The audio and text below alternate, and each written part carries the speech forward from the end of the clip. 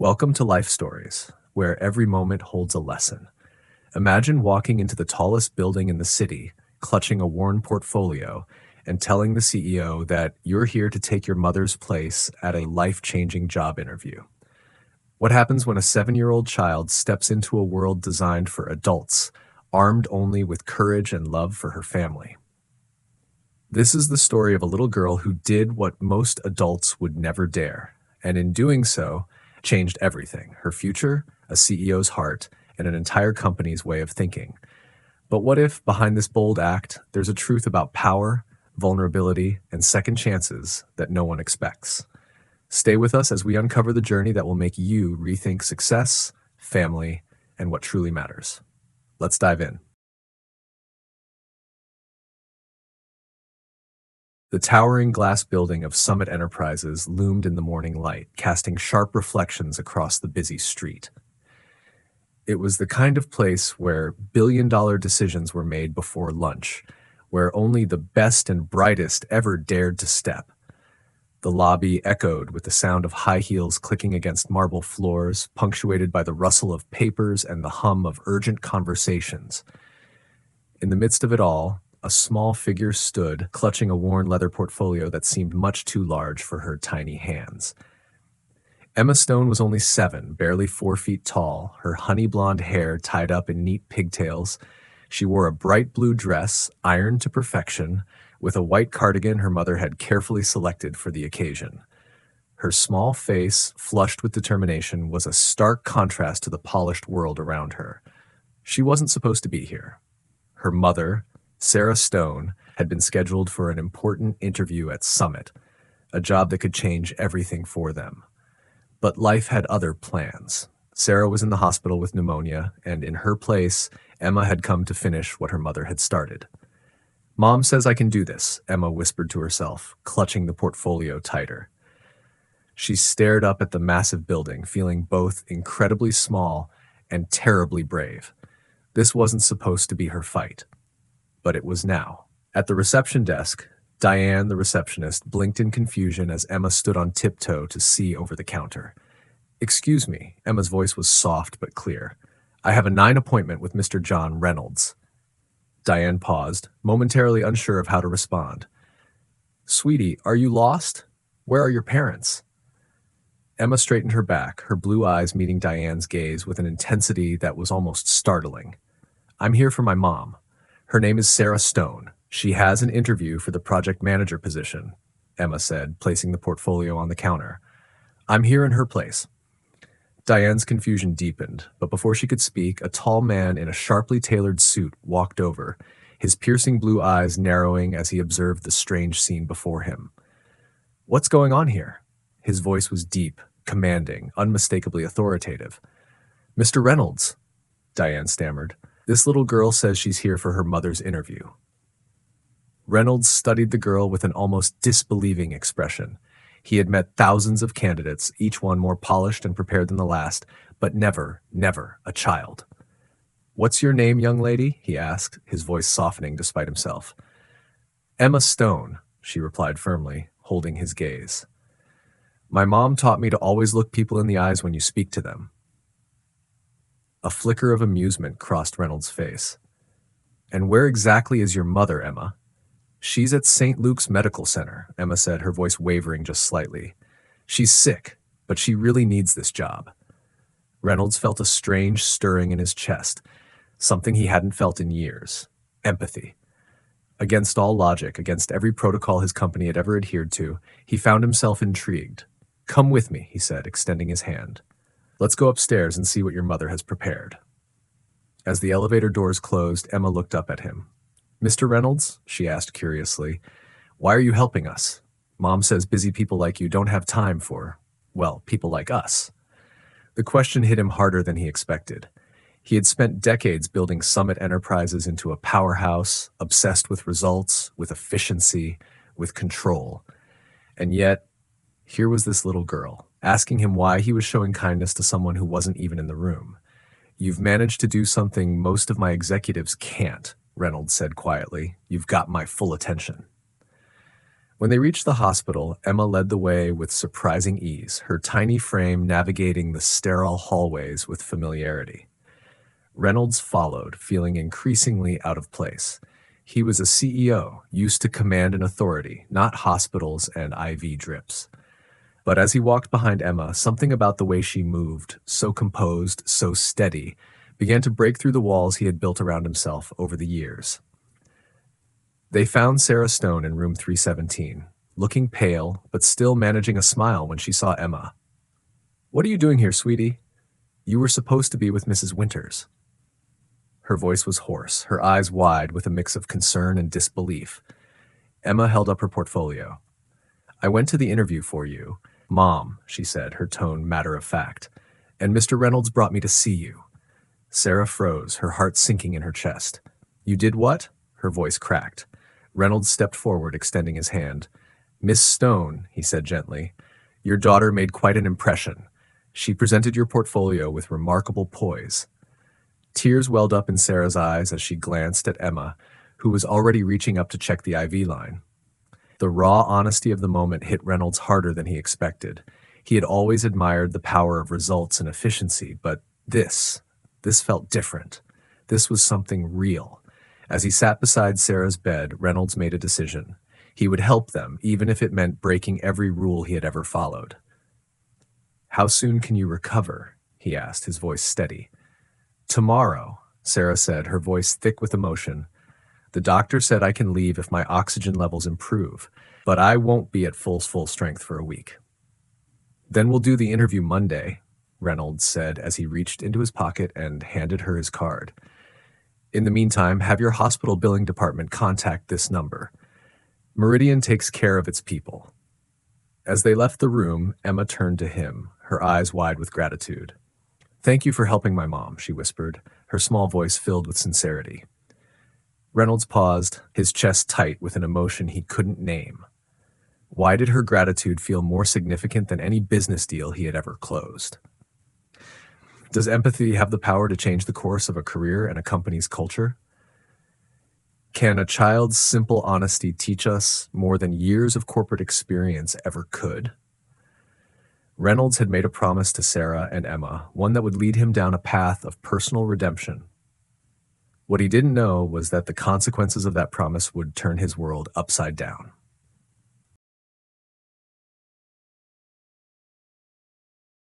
The days that followed Emma's unexpected visit to the hospital were a blur of meetings, presentations, and decisions that seemed to pile up in the blink of an eye.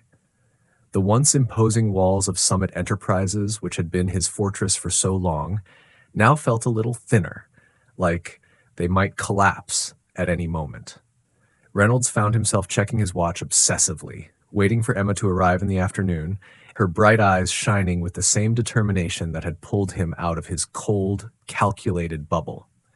Each day, she brought something new, a fresh perspective on his strategies, an insightful comment on his presentations. She'd even made suggestions for his team's latest marketing campaign. "You should make the colors brighter," she'd said one day, peering over a team member's shoulder with the innocent confidence of a 7-year-old. Bright colors make people happy, like the way people feel when they see a rainbow. Reynolds had laughed at first, but later that week he'd noticed they'd taken her advice. The presentation had a new life, a vibrancy it hadn't had before. And he couldn't deny it. Emma's voice had become his secret weapon. It wasn't just the work. It was the way she made him feel alive again, as if he were finally connected to something real, something that mattered beyond numbers and results. He couldn't shake the feeling that he was becoming a different man, a man who cared about something other than his company, a man who might finally be capable of letting go of the grief that had haunted him for years.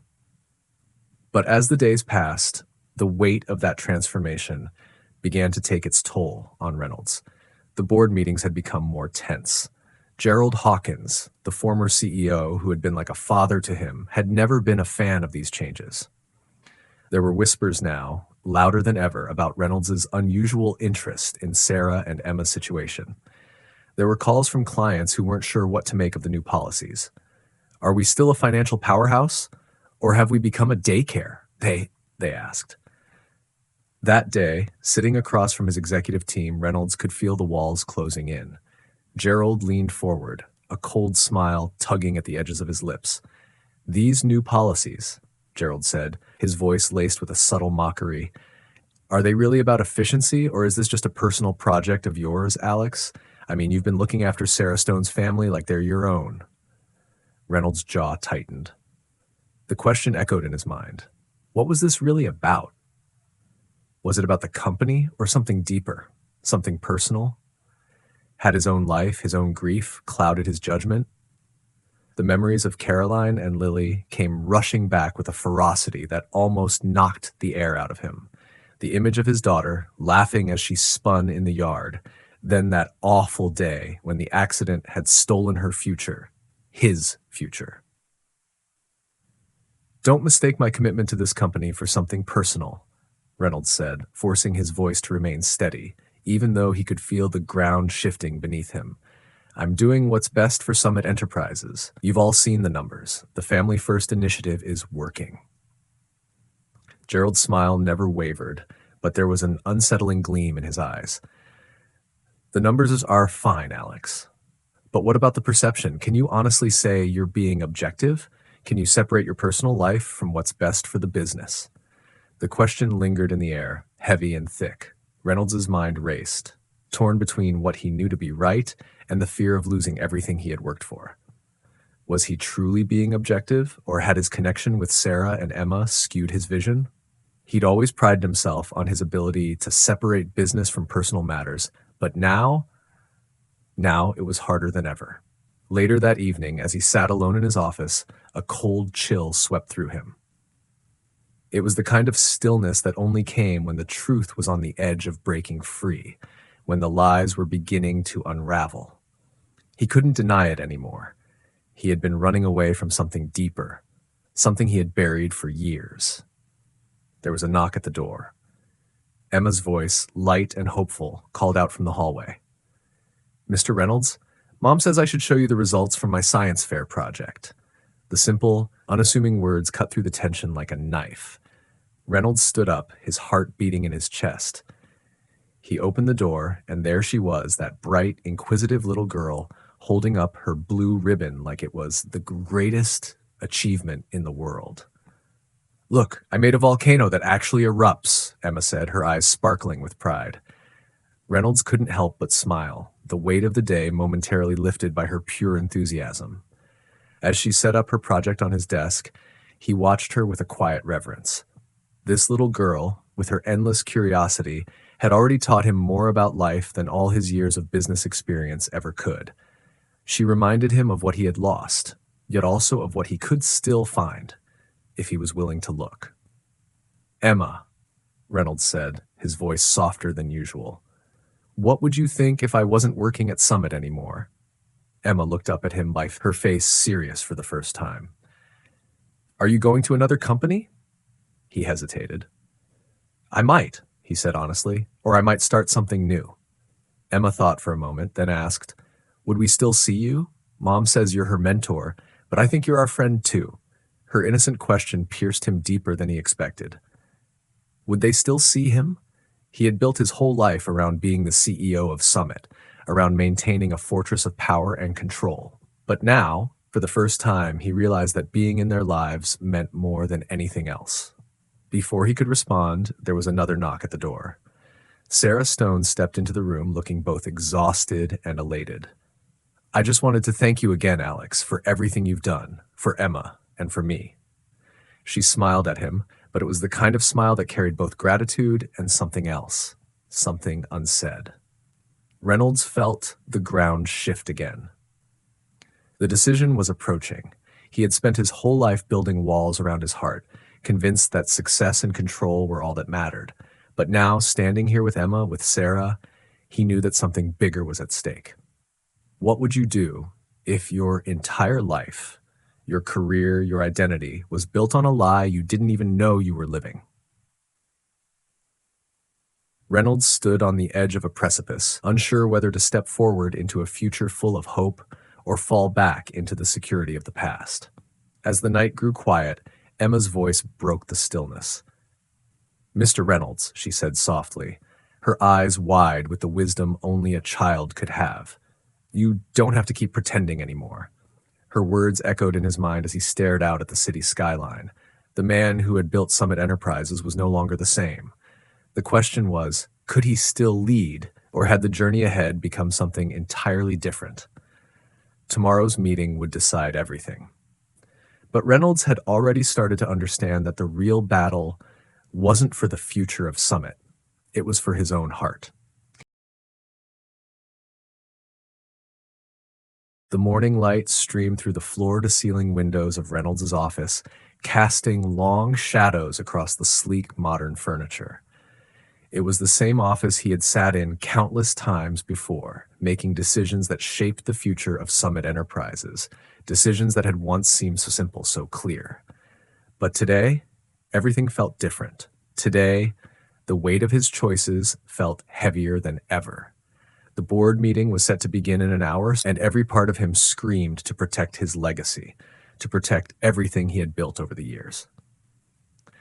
But as he stood by the window, looking out over the city, a realization settled deep in his chest. He had been building the wrong things all this time.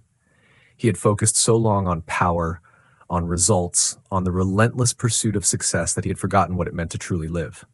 Emma had taught him that. Sarah had shown him that. He turned away from the window and looked at the small table where his coffee sat untouched. The meeting would decide everything. His future at Summit, the future of the Family First initiative, and maybe even his place in Sarah and Emma's lives. It was all on the line. But as the elevator doors opened that morning, something in his gut told him that no matter what happened, he had already changed. He had already made his choice. As he entered the boardroom, the eyes of the executives followed him. The air was thick with anticipation, the weight of unspoken expectations hanging like a storm cloud. Gerald Hawkins was sitting at the head of the table, his usual smug expression now replaced with a cold, calculating gaze. His presence filled the room with an oppressive energy, but Reynolds didn't flinch. He knew the truth now, and the truth had a power of its own. "Alex," Gerald began, his voice smooth but carrying a trace of condescension, "we've been reviewing your family policies. As you know, the board has concerns. These changes are radical, and we need to address them." Reynolds took a deep breath, steadying himself. The voices in his head, the voices that had pushed him to climb higher to never show weakness, were quieter now. He was no longer afraid. "I've listened to the concerns, Gerald," Reynolds said, his voice calm, "but I'm no longer concerned with the same things you are. I'm concerned with people. The people who work here, the people who trust us, the people who are too often overlooked because of their family responsibilities." He glanced briefly at Sarah, who was sitting at the far end of the table, her calm demeanor hiding the storm of emotions that he knew she was battling. She had become not just an employee to him, but a reminder of what he had lost and what he was now finding again. "This company has always been about results," Reynolds continued, locking eyes with each board member. "But results don't just come from numbers and spreadsheets. They come from people. People like Sarah, people like Emma, people who balance work and life, who fight every day just to be seen. That's where true success lies." The room was silent. Even Gerald looked taken aback. But it was Sarah who spoke next, her voice strong, unwavering. "We've proven it," she said, her eyes meeting Gerald's. "The Family First initiative has already shown measurable results. It's not just about doing the right thing. It's about creating a workplace that reflects the world we live in today, where people are more than their job titles, where family isn't a burden, it's a strength." The tension in the room was palpable, but it was clear that the executives who had once been skeptical were beginning to soften. They had seen the numbers, they had seen the growth, they had seen the change. Gerald shifted in his seat, his expression darkening. But the media attention, the press, the personal involvement of Mr. Reynolds with the Stone family, "That's not the issue, Gerald," Reynolds cut in, his voice firm. "The issue is whether we want to move forward or keep clinging to the past. This is about creating a future where people can thrive without sacrificing everything they love, and I'm proud to stand by that." The room fell into a heavy silence, the kind that comes just before a storm breaks. Gerald opened his mouth to protest, but before he could speak, one of the quieter board members, Martina Chen, raised her hand. I move that we adopt the Family First initiative as permanent company policy, she said, her voice firm. And I further move that we remove Gerald Hawkins from the board, effective immediately. There was a collective gasp around the room. Gerald's face turned a shade of red that Reynolds had never seen before. He opened his mouth to argue, but no words came out. The others were already nodding in agreement. The votes were counted, and it was done. Gerald was out. The initiative was staying. As the meeting ended, Reynolds felt a weight lift off his shoulders. The battle had been won. But it wasn't just a victory for Summit Enterprises. It was a victory for something much bigger than that. Later that evening, as Reynolds drove to Sarah's townhouse for dinner, he realized that the decision had not been about Summit. It had never been about the company. It had been about finding a way back to the person he used to be, the person who had lost everything but was now learning to live again. When he arrived, Emma was waiting at the door, her face lighting up as she ran to greet him. "Mr. Reynolds, Mom says dinner's ready." She grabbed his hand, leading him inside with the enthusiasm only a child could have. As they sat down to eat, Reynolds looked around the modest but warm kitchen, at Sarah laughing softly, at Emma excitedly telling him about her volcano project, and for the first time in years, he felt peace. Over dessert, Sarah leaned in, her expression serious. "Alex, I have to ask, what happens now? With Summit, with the initiative?" Reynolds paused, looking at her. "Now we build something that matters, not just for us, but for everyone. We're starting something bigger than Summit, something that will change how workplaces function, how families are valued." Sarah smiled, her eyes soft with understanding. "And where do we fit into this new world?" Reynolds took a deep breath. "You and Emma are my family now, Sarah. You've reminded me that there's more to life than what I've been chasing. We're in this together." Emma looked up at him, her eyes wide and innocent. "Does that mean we'll be seeing you more often?" Reynolds smiled, his heart light. "Absolutely. I've got a lot to make up for." What does it mean to truly find success, through work, through family, or through love? What happens when we decide to let go of the past and embrace the future with open arms? If you've been touched by this story, feel free to comment 100 below and let us know how it made you feel. Where are you watching from? Share this video with your friends. Let's spread the message that family, empathy, and courage can truly change the world. Thank you for being a part of the Life Stories community.